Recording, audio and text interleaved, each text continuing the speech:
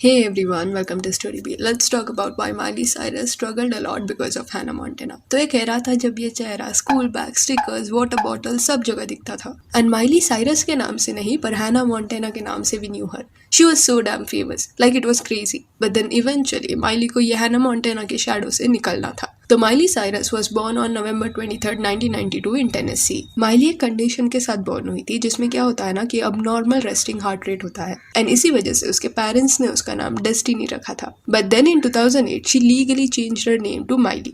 उसके जो डैड थे वो भी सिंगर थे सो एंटरटेनमेंट इंडस्ट्री में वो कई लोगों को जानते थे। एक बार क्या हुआ कि वो डॉग टेलीविजन सीरीज के शूटिंग पे गए एंड माइली भी उनके साथ गई। फिल्मिंग वगैरह कैसे होता है ये देखने के बाद माइली ने अपने डैड को ये बोला that this is what she also wants to do. फिर 2001 में जब माइली 9 इयर्स की थी तब उसे डॉग की टेलीविजन सीरीज में एक रोल मिला।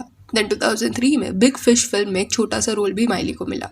माइली काफी सीरीज के लिए भी ऑडिशंस देती जा रही थी। देन उसी वक्त हैना मोंटेना करके एक सीरीज बनने वाला था। माइली उसकी ऑडिशंस के लिए भी गई पर हैना के रोल के लिए नहीं, इंस्टेड वो एक साइड रोल का ऑडिशन दे के आई थी जो हैना के बेस्ट फ्रेंड का रोल था।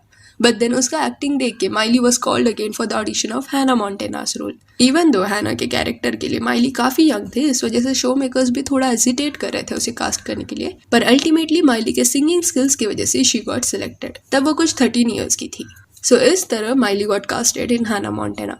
2006 में फर्स्ट एपिसोड रिलीज हुआ एंड देखते ही देखते हैना मोंटेना एक बड़ा शो बन गया। It was a massive hit and यहाँ से माइली साइरस का सिंगिंग करियर भी पैरेलली बनता गया क्योंकि हॉलीवुड रिकॉर्ड्स के साथ माइली का एक डील हो चुका था। अभी हैना मोंटेना सीरीज के साथ साथ माइली के एल्बम्स भी रिलीज होने लगे थे। 2007 से लेकर 2010 तक माइली ने कई एल्बम्स बनाए बट जैसे जैसे वो बड़ी हो रही थी तो वैसे शी रियलाइज दैट उसकी जो ऑडियंस है वो टीनेजर्स है। 2010 में जब माइली 18 इयर्स कंप्लीट करने वाली थी तब शी वांटेड कि अडल्ट ऑडियंस भी उसके फैंस हो एंड ये रियलाइजेशन माइली को इसलिए हुआ because she was growing up. पूरी लाइफ वो सिर्फ हैना मोंटेना के कैरेक्टर से अपना फेम बनाए नहीं रख सकती थी। She wanted people to love her as Miley Cyrus and not as Hannah Montana only.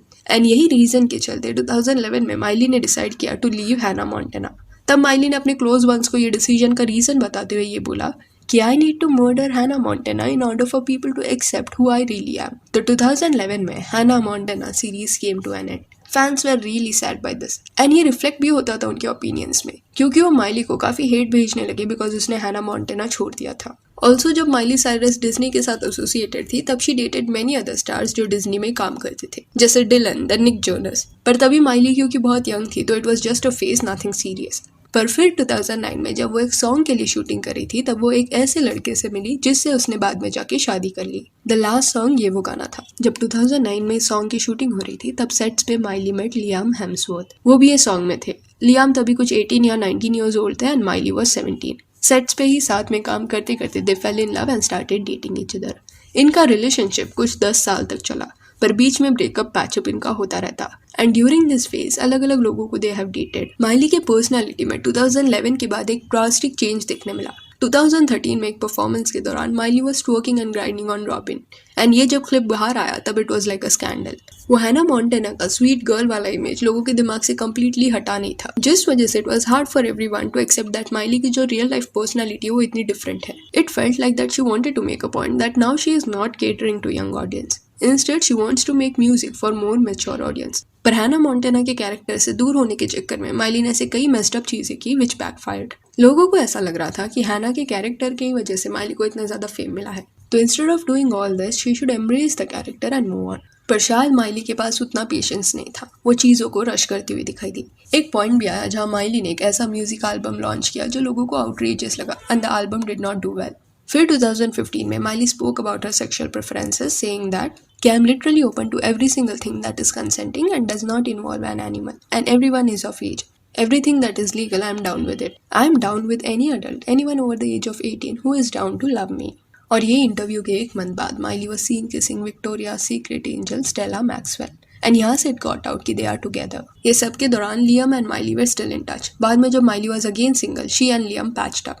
ये कपल ने ऑलरेडी 2012 में एंगेजमेंट कर लिया था but on end of relationship होने की वजह से कभी ये लोग अपने रिंग्स पहनते कभी नहीं पहनते। But then in 2018 they decided to marry each other. शादी के एक साल बाद समथिंग हैपेंड जिसकी वजह से इन 2019 Liam file for divorce and बाद में जाके 2020 में Miley and Liam officially separated. उनका 10 साल का रिश्ता खत्म हो चुका था। सेपरेशन के बाद माइली डेटेड केटलिन, जिस वजह से एवरीवन अज्यूम्ड कि माइली ने अपने एक्स हस्बैंड को चीट किया था, इस वजह से ही लेफ्ट हो।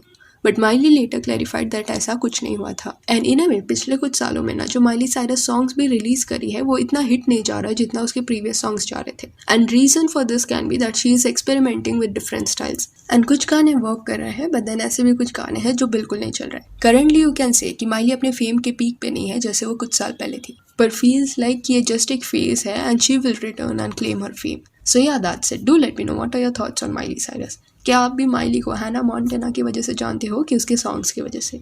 And if you want you can follow us on Instagram, जिसका लिंक आपको डिस्क्रिप्शन में मिल जाएगा। और ये वीडियो अच्छी लगी हो तो लाइक एंड शेयर करें, और ऐसे और अपडेट्स के लिए चैनल को प्लीज़ सब्सक्राइब करें। Thank you.